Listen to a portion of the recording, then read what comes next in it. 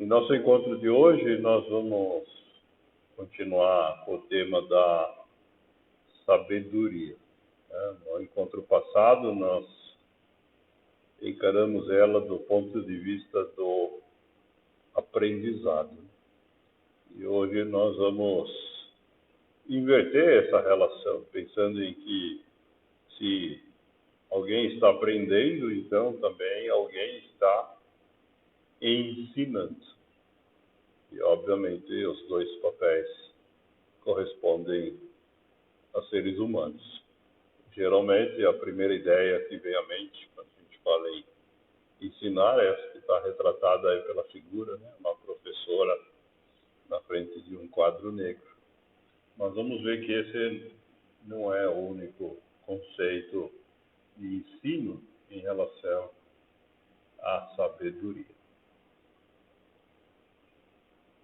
Como ponto de partida, vamos tomar uma frase do Orson Welles, cineasta americano, famoso aí por vários filmes importantes, que nos ensina que o começo de tudo são as dúvidas, né? Aquelas pessoas que têm uma confiança absoluta em si própria, né? Que se julga imune a qualquer tipo de equívoco, que nunca tem dúvidas, né? Orson Welles chama simplesmente de estúpidos. Né? Diz ele, só os estúpidos têm uma confiança absoluta em si mesmos.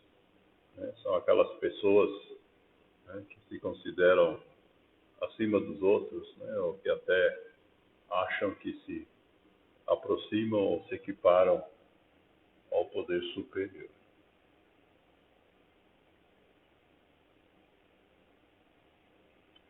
Outra reflexão para servir de contexto para nós aqui, essa reflexão do rabino Newton Bonder, que nos ensina que as ideias, né, que são parte do que a sabedoria contém, ela pode ter uma relação de posse com as pessoas. Então ele diz assim, que o sábio possui ideias, né? Quem tem a sabedoria é capaz de trabalhar com as ideias. Mas ao mesmo tempo ele nos diz que a maioria da humanidade é possuída pelas ideias. Isto é, outras pessoas desenvolveram ideias, plantaram, e as pessoas compraram como verdades absolutas. Então elas acabam, na verdade, sendo manipuladas por essas ideias. Né? Lembrando da frase anterior, são pessoas que não têm dúvidas sobre aquilo. Então, nesse sentido, elas estão possuídas, né? No duplo sentido dessa palavra.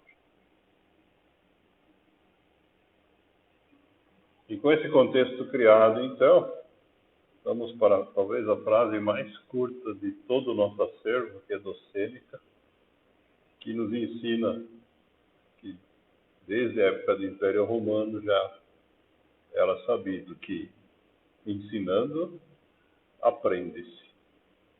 A melhor forma, né, da gente de fato se apropriar de conhecimentos, desenvolver a nossa sabedoria é ensinando para os outros. Né? Quando a gente se propõe a ensinar, a gente é obrigado a revisar, organizar, estruturar, e com isso o nosso aprendizado torna-se então ainda muito maior.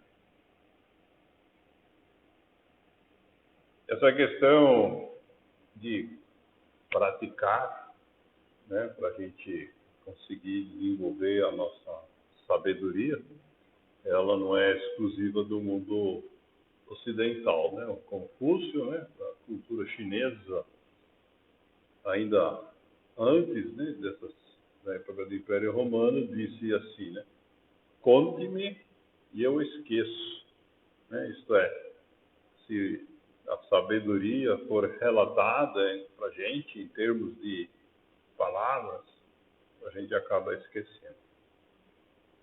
Ele complementa, mostre-me e eu apenas me lembro. Né? Quando a gente consegue, além das palavras, criar um simbolismo visual, então isso faz com que seja mais fácil de lembrar. Né? Por isso que todas as nossas apresentações usam slides, né? Para que a gente tenha essa capacidade de lembrar do que nós conversamos. Mas ele conclui dizendo, envolva-me e eu compreendo. Quando a gente, de fato, é obrigado a trabalhar com o conteúdo, então a gente não só lembra, mas entende e compreende o conteúdo que está sendo desenvolvido.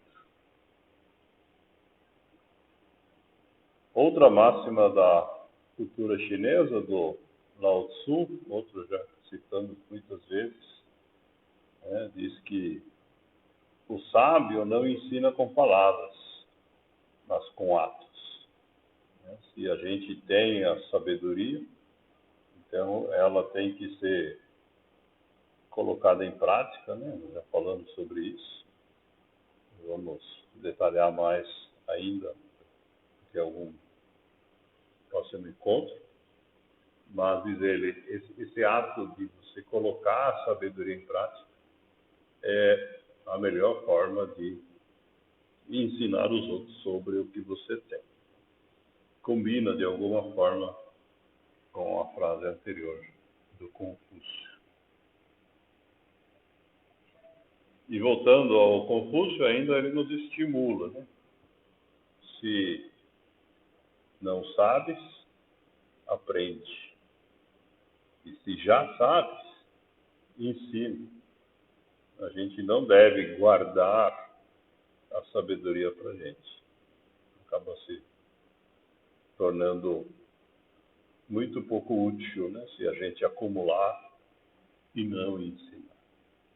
De fato, esse conceito, né, é lembrado, por exemplo, nessa frase bem conhecida da Cora Coralina, que diz que, além de ser útil a gente ensinar, isso ainda nos torna felizes, né? Diz ela, feliz aquele que transfere o que sabe e aprende o que ensina. Então tem aqui um lado positivo, né, da felicidade, da satisfação, né, que as pessoas que transferem o que sabem acabam tendo. Né? Essa é a essência da paixão de todos os professores por ensinar. Mas diz também que feliz aquele que aprende o que ensina, alertando a gente, né, que tem pessoas que tentam ensinar sem ter aprendido. Esses são aqueles professores que repetem o que está no livro sem saberem explicar. Infelizmente, tem pessoas com esse perfil também. Mas essa questão de compartilhamento tem também um lado espiritual. Né? O Dalai Lama também nos incentiva a compartilhar nosso conhecimento. E ele nos diz que essa ação de compartilhar nossos conhecimentos é uma forma de alcançar a imortalidade. Se a gente se envolver ativamente em compartilhar aquilo que a gente sabe, pense, por exemplo, através de um livro, ou vídeos, ou qualquer outra forma de registro, nós vamos, nesse caso, então, de alguma forma, permanecer disponíveis mesmo quando a gente não estiver mais fisicamente presente.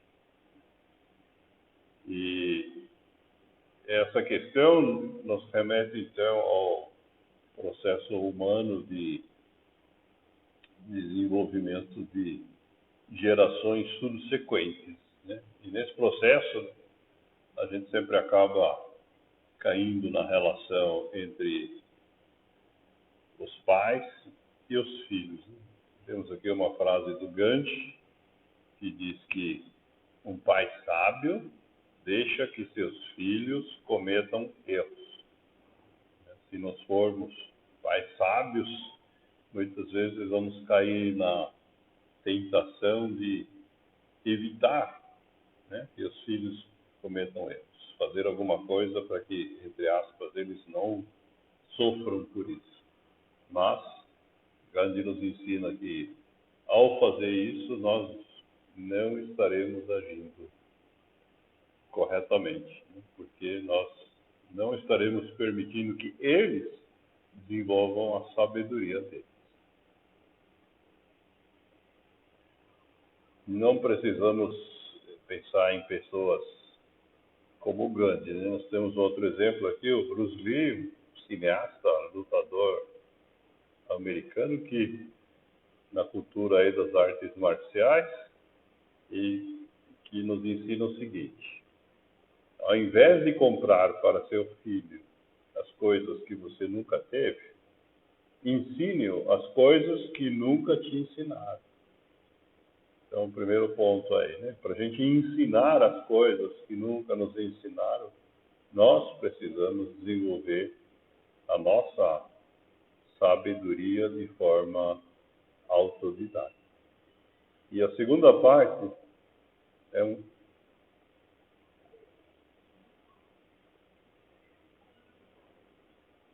a segunda.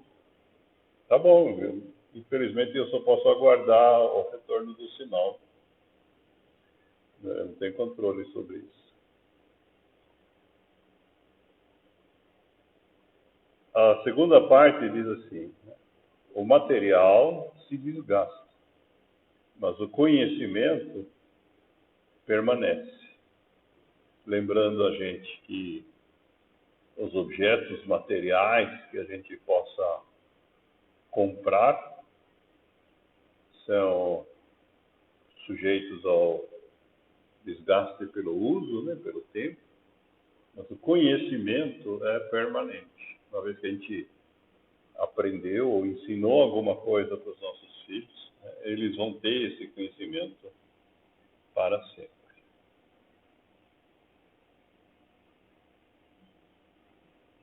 Melhorou, Isabel?